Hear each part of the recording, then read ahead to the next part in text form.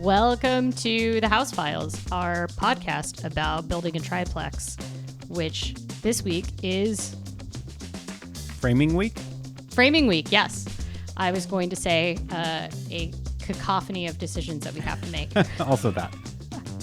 So a little background on the podcast situation is that we've decided to do a podcast to kind of update on progress as things go along, because if we made a video about every single decision we are making for this triplex, it would be a 5 people's full-time jobs to put out that amount of decisions, because quite frankly, we are just like, I don't know how many decisions we've had to make in the past week, but it's way more than I didn't know how many things you could decide.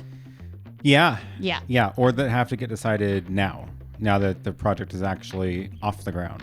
Yeah. So, like, how many years has it taken to get to this point where framing has actually started now? I was just looking this up the other day, and I found some screenshots of old versions of the plans that were still up the triplex version of the project, not the pre-triplex version. And those were from 2018. And the plans have changed a little bit since then, because we went through a lot of changes during the permitting process. But ultimately, it was fundamentally this project. And it's 2022 now. So definitely 4 solid years. Yeah. It's like frustrating.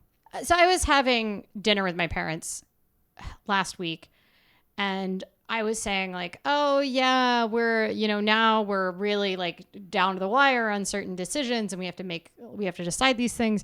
And my mom was like, oh, but surely you've already picked like the paint colors for the wall. And I was like, absolutely not. I think from their perspective, we've been working on this for so long.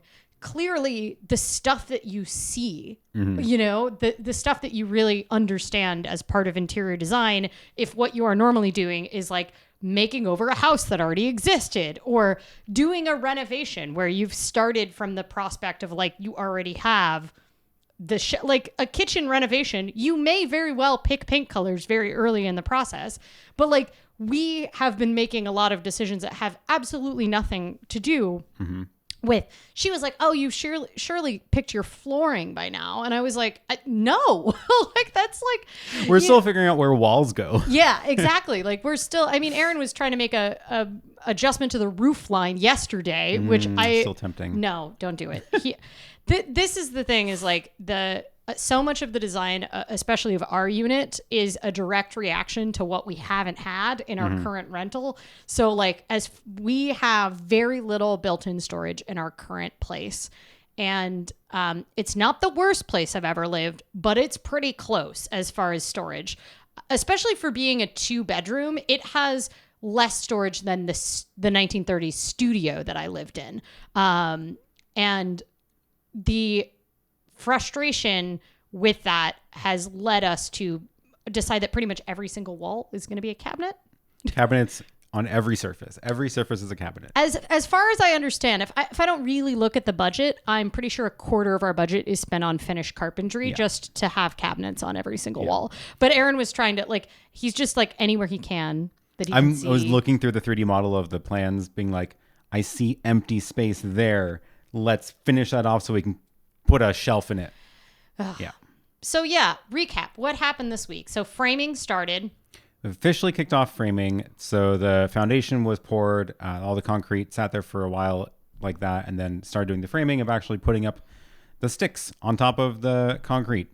And it turns out it goes actually pretty fast. I could not believe, like, in 4 days, it was a 2-story building.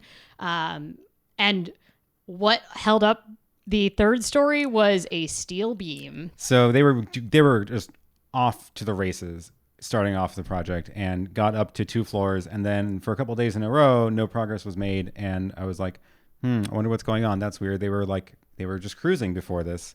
And it turns out that there is one piece of steel that goes into the building, and it's over one of the really large spans of below that is like a big empty space in the other unit.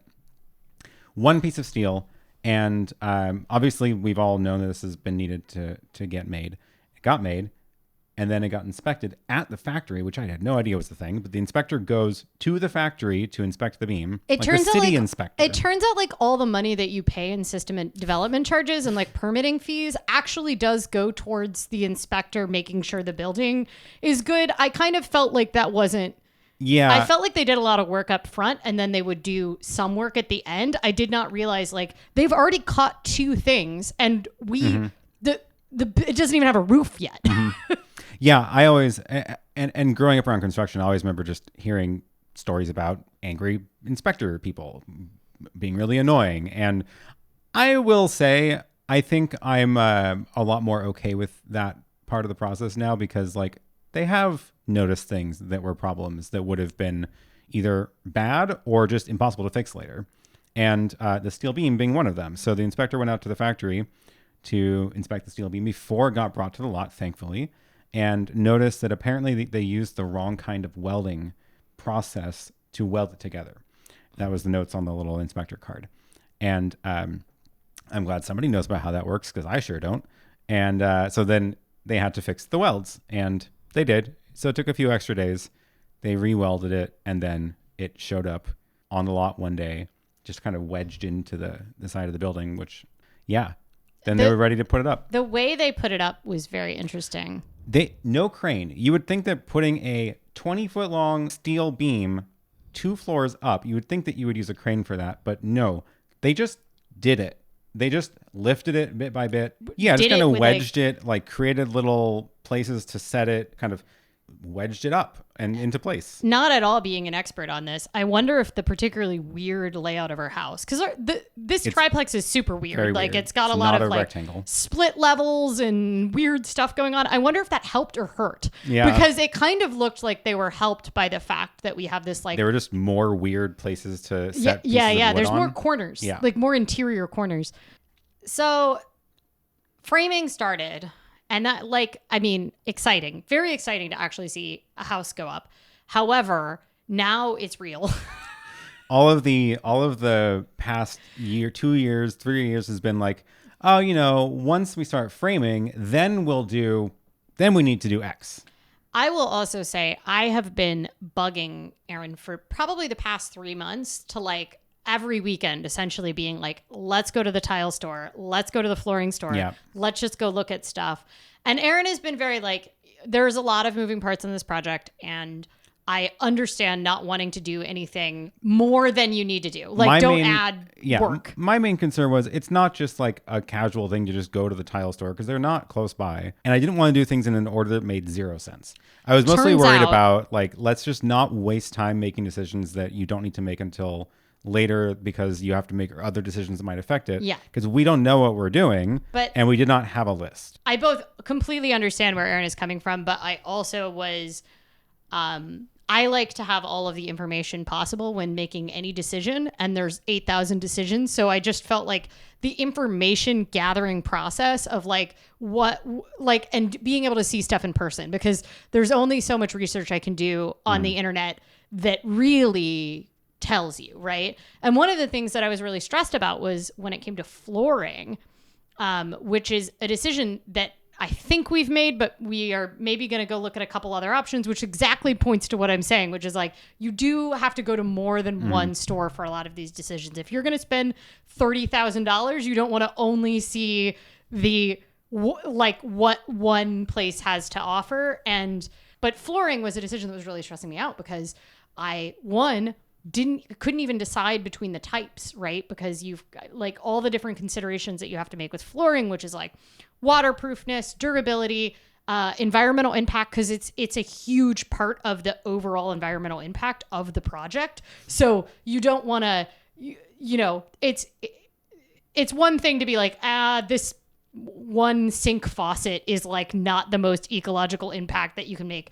It's a totally different thing to be like, the bulk of the products used in this, because it's a huge part of the square footage, right? Anyway, so environmental impact is a concern. And then also like the big thing that was holding me up was indoor air quality, because one of the leading options for us was luxury vinyl plank flooring, which is essentially like, as I've now learned, once again, didn't know any of this stuff, total amateur.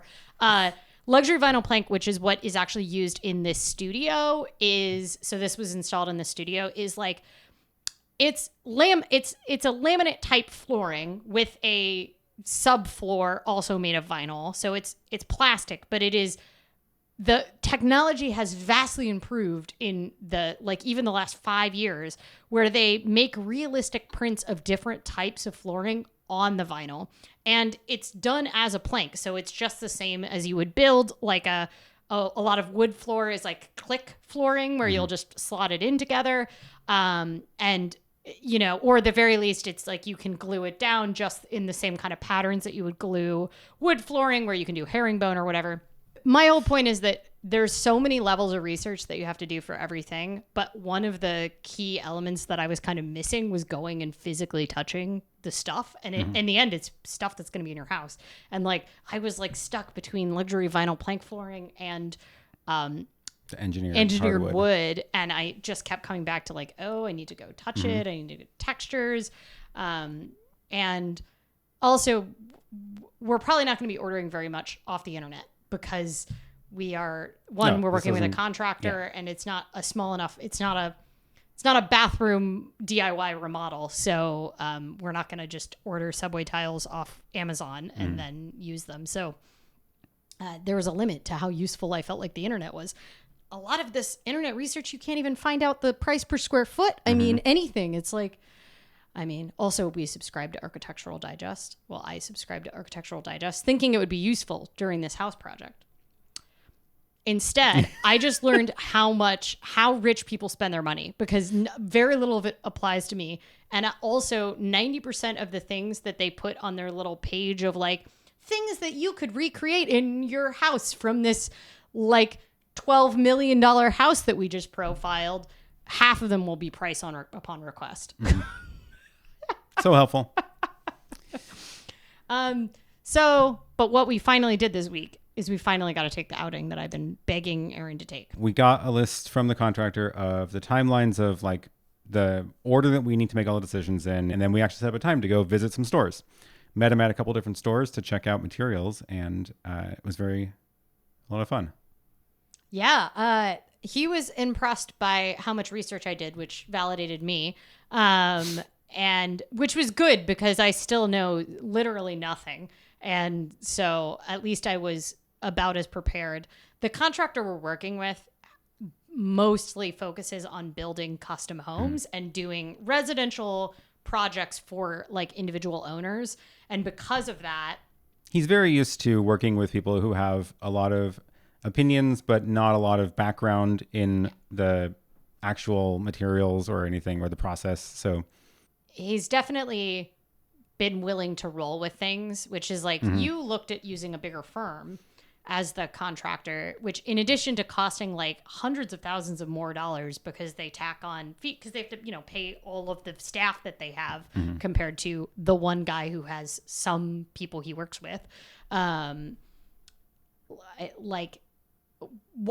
big concern was like, well, when we decide we want to change the roof line, we actually did already do exactly that, which is they were about to frame the door to our bedroom, to the patio, and we were making a decision about which doors, like literally got to put the door order in now, and looking at all the doors, and I'm like looking through the catalogs, like, okay, we're going to get that door there, and then we got to our bedroom, and Lily was like, what if we did a French door, double door, which to the patio? I would like to note, I have mentioned this several times in the past, but Aaron has been like, we'll deal with that when we deal with the doors. Now it's time. But the French doors, you can't get them super small. It also doesn't make sense to do a 36-inch wide double door.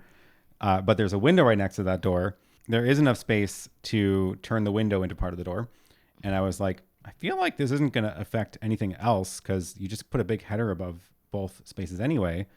And I was like, I can ask the contractor if we can turn that into a French door and knock out that window instead. And he was like, yeah, sure, no problem. Have we ordered the French doors? Or did we just confirm that we could?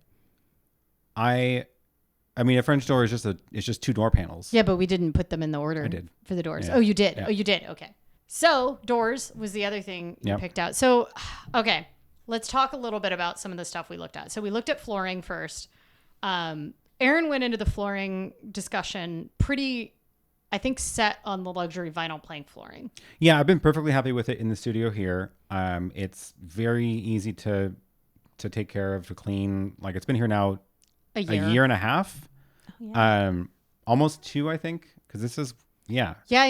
And 2 years. We have it at the apartment. Of course, that's like 10 years old. We have 10 years old. And incidentally, while I was going through this whole struggle of what do we get, blah, blah, blah, I ended up talking to the guy who works for the property management company who actually managed the construction project of building our apartment prior to us moving in. But it's about 10-year-old building.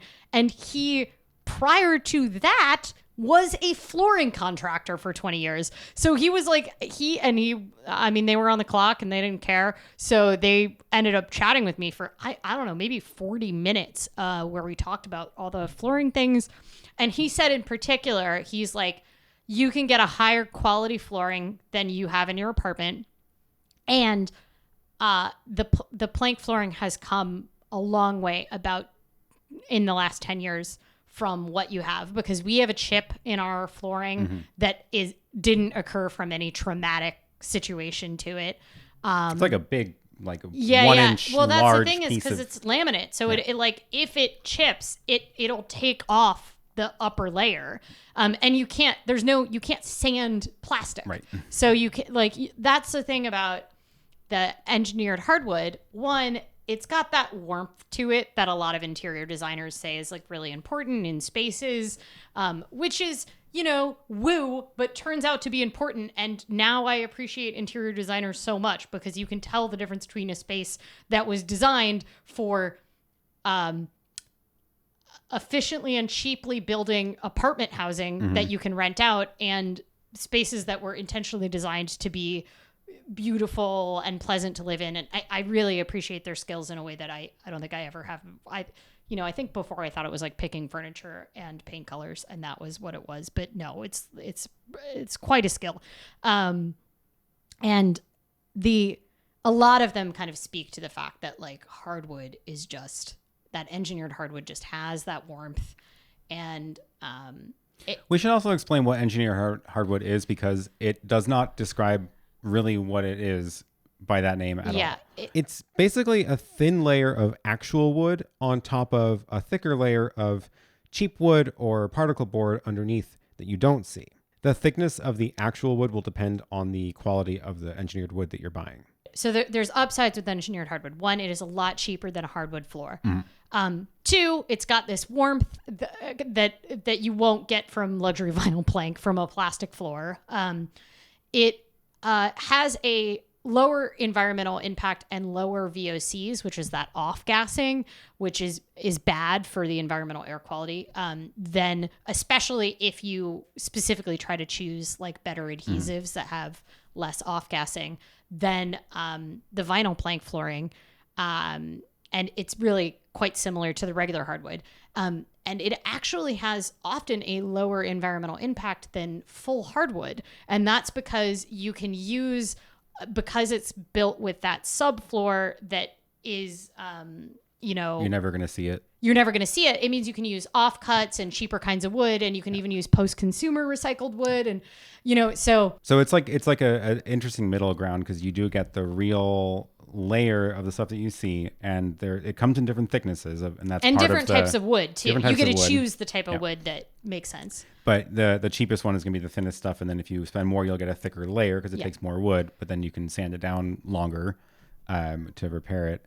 So it's an interesting middle ground. But it's also more durable than hardwood. Yeah, and that's one of the things I was really curious about was because the LVP stuff is like, it's super waterproof because it's not real. It's all plastic. It's plastic. Which is like great. You spill something, you don't care. It does not matter. Yeah. And with actual wood, that's obviously not the case. Like if liquid stays on that, it's going to get damaged. And I was really curious about, like, are there any differences with the engineered hardwood versus actual hardwood floors? And there is. And it turns out there is. If you look at all the marketing we were seeing in the stores, they are all very happy to tell you how waterproof this is. All over the place. A lot of them are just like, waterproof was everywhere, all over the It was actually kind of sometimes hard to tell the engineered hardwood from the luxury vinyl plank because the marketing was so heavy on the waterproofness. One of the other big differences I noticed between that and actual hardwood is that the engineered hardwood, it comes finished. Like that's it. Like you buy it, you put it in, and then you're done. With actual hardwood, you're going to have to put a layer of something on top, seal it in some form. And you can seal it to make it look different shades, different colors, whatever. And then you do that. But that's like, you don't do that with engineered hardwood. You just buy it and that is what it is, which is kind of cool. Yeah. The decision. We had to make the decision because we got to get this order in. We also wanted different colors. Yeah. Like I strongly prefer like the more historic, like I wanted it to really look like an old floor. And Aaron, I don't like the orangey floors. I just don't like when they're orange wood. well, and also I've done some research on the best floor to get if you don't want to clean your floor all the time. And apparently those mid-tones that are like a grayish mid-tone without a lot of saturation are the best because that is the color of dust. So, and that like if you get too dark or you're too light, then dust will show like a lot more. So we're definitely doing luxury vinyl plank on the 2 rental units. And what we decided to do is it's the most durable option that is within the cost affordability. And you can get really good stuff now. It looks like wood. Yeah. So yeah, the rentals will have the LVP just because it is durable, affordable, easier to just not think about later. So that was the thing that we looked at, flooring. Yep. That was the first store. 100% made that decision yet. We identify one that we're both happy with, and the contractor was like, cool, this gives me a really good idea, but I think I might be able to find something that's very similar to this but from a different manufacturer. Right. So he's gonna look at that. So it wasn't like writing the check to buy that right then. But the other thing we went to look at, which was way more exciting in my opinion, was we looked at bathtubs. I forgot. Oh yeah. Yeah. So I think it's time for the segment of one of the segments on our podcast, of which this is the first episode, which is Word of the Week.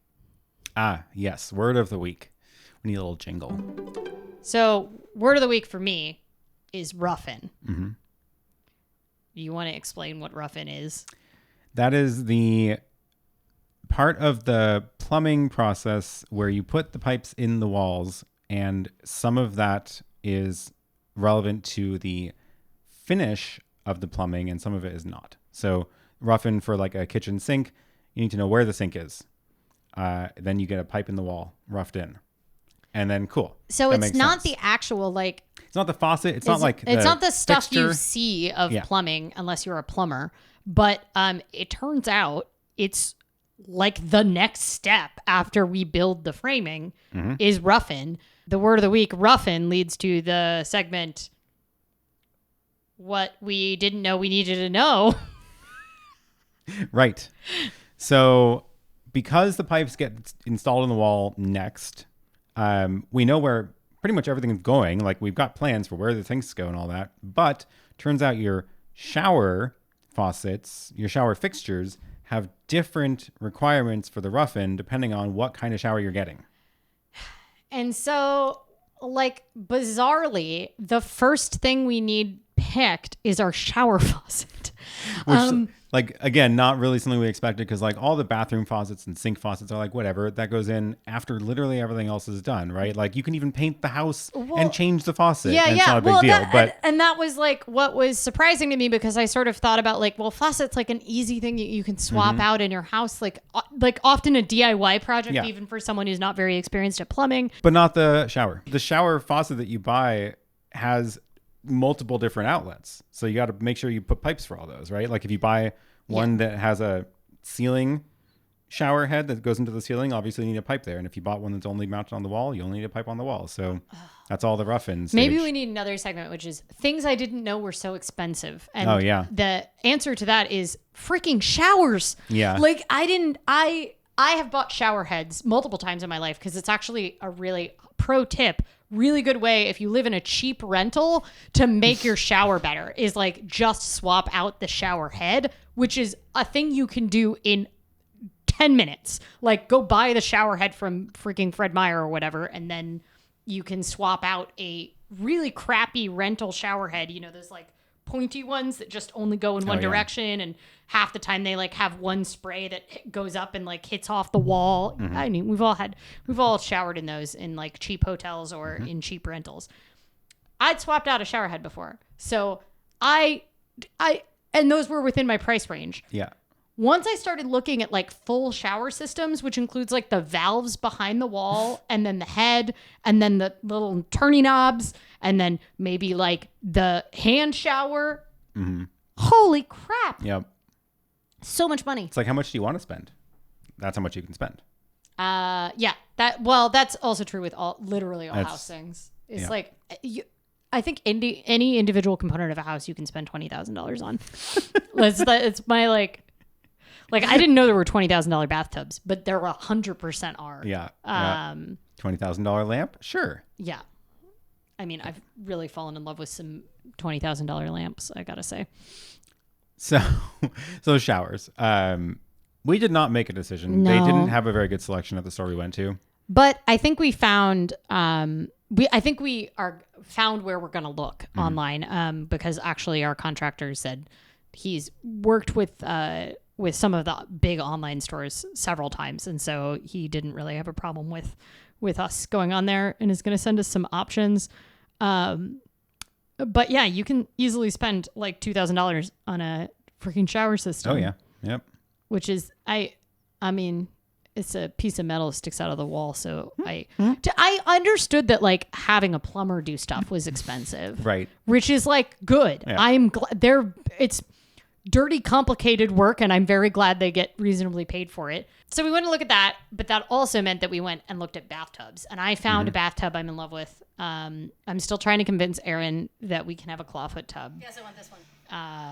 But I will note, I'm the one who's going to be using the bathtub. Yeah. So, and it's reasonably priced. It was reasonably priced. It was like a seventh the price of some of the other bathtubs in there, and I thought better looking. But it also turns out that the really big bathtubs are not comfortable for me because I am so short. You would stretch out all the way in them? Like a lay straight down. Yeah. You had some fun trying out all the bathtubs in the store. Yeah, I think I sat in every single bathtub. Yeah. I think I stopped sitting in some of the really big ones once I determined that there was no way that was going to work. But I discovered the name of the type of bathtub that I like is called a slipper bathtub. And that's because it has a sloped back, and there's a double slipper and a single slipper bathtub. And so if both sides are raised, that's a double slipper. I did not know bathtub terms before. For someone who's been enthusiastically pursuing getting a bathtub back in my house for years, you'd think I would know more about bathtubs, but I don't know. I just want hot water I can sit in. It's really all I want. We're learning so many things. So the last thing that we looked at this week. Counters, tile, counters, and the piece of marble that I fell in love with. We're not doing marble. The thing is like, it's not even reasonable because, you know, there's going to be things that we decide to splurge on because it makes sense. And marble could be that for some people, but I didn't even go in there being like, I'm going to get marble, because I knew that we don't want to take care of marble. Marble has, it's a lot less durable than quartz, which is similarly expensive. I mean, quartz is not the budget option. Like, you can spend more on quartz than you spend on marble, but you have to reseal it. It's like not as durable. There's just so many ways in which it's just not going to work for me. Yeah. So I had no intention, but man, this piece of marble is so beautiful. I love it so much. It was very nice. But the advantage was, the thing that I knew that we were probably going to do was I want to do a feature wall in our bathroom. This is our ensuite. And, we want to keep it much more simple for the rentals, partially because you don't want to make really bold design decisions in a long-term rental, because then the tenants are stuck with whatever decisions you want. As anybody who's rented a house with a pink bathroom can tell you, What I want to do in ours though is much more bold, because as long as we like it, it doesn't matter if it's in date or, you know, in fashion or whatever, and we don't have to appeal to, I don't care what anybody else thinks. So I really want to do panda black and white marble look porcelain tile. And that's because, one, it's easier to care for. No, but you can get nice large sheets of tile that look like marble texture. Yeah. And they look really nice. And I was warned off by a friend who was like, make sure that whoever you hire for the tile can do the large format tile, because apparently it requires a different cutter. And the main reason we want to do the large format is because Aaron has PTSD from cleaning grout as a child. And therefore, once the minimum amount of grout, you still really, the only way to make a bathroom affordable really is grout. So we want to do these black and white tiles like up on the wall, and it's going to be behind both the bathtub, which hopefully is going to be a black and white clawfoot if I'm allowed to get the bathtub I want. And then we're going to do like half walls. It's a corner shower because our bathroom isn't actually that big. It's not big. But I want a bathtub no matter what. But I think we don't want a bathtub that, like, we don't want a bathtub shower combo. So, and we've also gotten quite used to having a shower door, which is frankly easy to get in and out of the shower. We actually live in the accessible unit like layout in our building, and that's part of the reason that we don't have a bathtub. So corner shower, the toilet's next to the shower, the bathtub's on the other side of the corner, and so the shower's kind of just tucked into the corner, and we'll do the nice accent wall. I don't know. Nobody's gonna let me have the marble that I love. I just like it so much that I just want to take it home with me and just like pet it. Yeah. So countertops, we're not doing marble. Not practical. But we did actually, we are going to try to actually go visit because I already pretty much decided on our counters, because I want this luxury quartz brand. They have some of the more bold designs. And I found one that will, I think, go perfectly with the color cabinets that we are going to pick and everything. And we knew we were going to get quartz anyway, so we might as well get design quartz or whatever. Yeah. So we found a really small sample of it, but they did not carry that brand in the slab yard that we visited. They had the actual sample of it at the store we went to first. Yeah. So you could actually see it in person, which was nice. Compared to just seeing it online. But yeah, they didn't have the slabs. And that's the thing about quartz is it's sold in slabs, so it's not like tile where you can see the entire print. Like the slab is the size of the slab of marble, so it is. If you really want to truly see the design, you either can look at the PDF online. We did get to walk around some of the slabs of quartz also. Yeah. And it was pretty cool. And they're huge. And they took out one of the slabs for us that we think we're going to use on the other units. So we're going with a cheaper quartz for the other units. And more plain of a design, just a nice light, mostly white. Not everybody wants like giant blue veins through their counter. So definitely don't want the countertop that we have in our apartment. Again, everything is just a response to our past living. Like. But no, the countertop we have in the apartment is the most generic brown mix of... It's so brown. It's so brown, but it's so many variations that you literally cannot see dirt on it. Like you can spill coffee grounds on it and they disappear, which sounds good until you realize that means that you can end up trying to clean your counters and you just take off a layer of grime that you can't see. And the other thing too is it's completely unsatisfying to clean the counters. Yeah. Like when I cleaning our stainless steel sink is more satisfying. Yeah. So not doing that. So we're going to do a nice light color counter for the rentals, and then we're going to get this one with a pretty blue veins through it. So those were mostly what we had to pick this week. We have narrowed down the counters. I have fallen in love with a piece of marble I'm not going to be allowed to get. By your own rules. I mean, say that like I'm stopping you from getting the marble. I think everyone is stopping me. I think the economy is stopping me from getting the marble.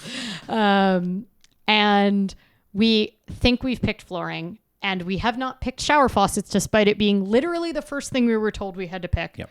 I think we picked the bathtub. I'm still actively soliciting 60 or 61-inch bathtubs that will go in a black and white bathroom. That was the nice thing about visiting the store with the bathtubs, is that you learned very quickly what length of bathtub is best. Yes. Because it turns out an 83-inch bathtub is not good. Bigger is not better when you are also, I'm 4'11" or 150 centimeters. So I was just falling down into the bathtubs. Like I would drown. Yeah. It wasn't like a relaxing experience. The last thing that we did pick out this week was the windows and doors. I mentioned doors briefly at the beginning, but I happened to be here, and I was I think I was just finishing up a workshop for work, and noticed that there was a lot of noise going on outside, and I was like, oh, I wonder who's here.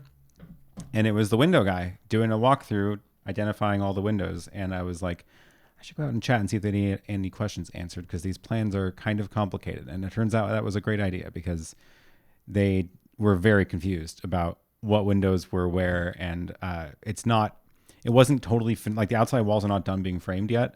So some of the walls that the windows go in don't exist right now. So the guy was like trying to figure out based on the plans. Anyway, did a full walkthrough, chose which direction the crank windows will open, chose where we're going to do double hung so that you can pull down just the top part of the window, like for the bathroom to vent, for example. And then all the doors as well, chose, just double checked to make sure all the doors are right place on the plans, and we're ordering the right number of them. And then actually went and picked out all the doors on the website, because it turns out the door guy was going to just order all the same door for everything. Yeah. Which we're too picky. We're too picky. And the door had 3 glass panels, and I just didn't want to do that much glass on the ground floor for visibility and security.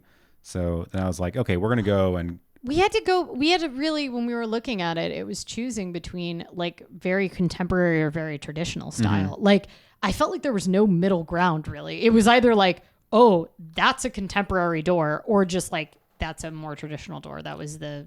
Yeah.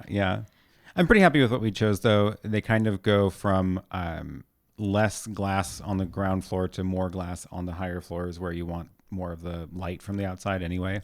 One of the big concerns, too, was that I think on the ground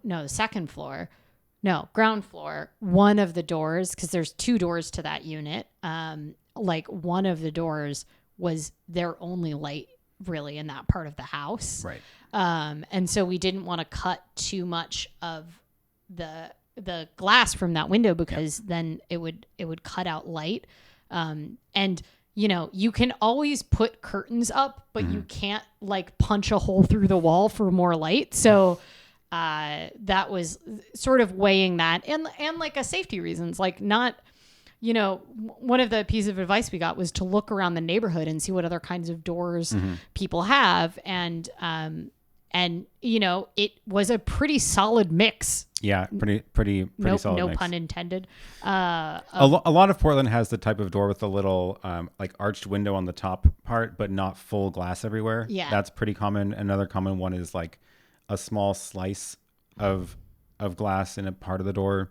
But it was a big mix. And any of the new apartment buildings are going to be like the solid metal doors or whatever. Yeah. Although I did notice that some of the like new build 3 or 4 unit skinny houses, because Portland, because of zoning reasons, has a lot of skinny houses. A lot of the skinny houses do have those, like, even though they're built by traditional architecture companies, will have those like fashion doors with a lot of glass in them. Yeah. So I was kind of surprised at that, but it speaks to the fact that they don't think that it's that compelling that you need to have one of those steel doors on the skinny houses. So, one of the other door facts is that the handle that you put in has to get decided now too, or at least the type of handle, because they're going to drill holes in the door if you want the regular double, like deadbolt and a doorknob. Yeah, they drill 2 holes in the door at the factory, and they show up like that. But there's other types of doorknobs that you can get that get installed totally differently. And now I'm like trying to figure out what's the best doorknob to get, because I'm pretty sure I don't want just the normal deadbolt style, because I want it to be a little bit more smart than that. And all the smart lock options are frankly terrible. The like retrofit smart lock options are all terrible for various reasons. That's going to be a whole video because I have too many feelings about that, and Yeah. it is too long for this video. So we're going to put that off till Yeah. a different video, or it's already done, and you can find the link below. Yeah, possibly, depending yeah. on when it comes out. Yeah. And then the like last thing that we didn't really know that we had to decide this soon was that I've been tossing around the idea of a living wall in the entrance to our unit because it's triple height, which is super weird, by the way, really hard to find examples of.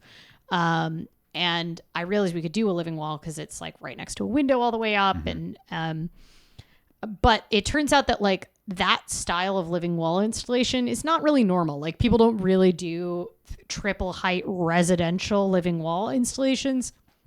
And we're like below the minimum project size for me to even talk to quite a few of the living wall. The ones that do like office buildings. Yeah, they and do like airports Yeah. and parking lots and stuff like that, and Facebook's offices. And so, but we have to make at least some provisions for it if we are able to do it now because of Ruffin. Yeah, like do you want an irrigation system for the living wall? That sounds useful. Yeah. Better make sure you put a pipe in the wall for that now, because Yeah. it's not going in later. There's a lot of things that if we know at least a little bit about it, it is a lot cheaper to do now. Yeah. Then. So, and then I think we're ready for our last segment of the week. What's the last segment? Who's late this week? Who's late this week? The steel beam was the thing that threw us off this week. So that was thankfully not too dramatic of late, but it definitely meant it was several days of just no progress being made because we were just waiting for them to redo the steel beam. Yeah.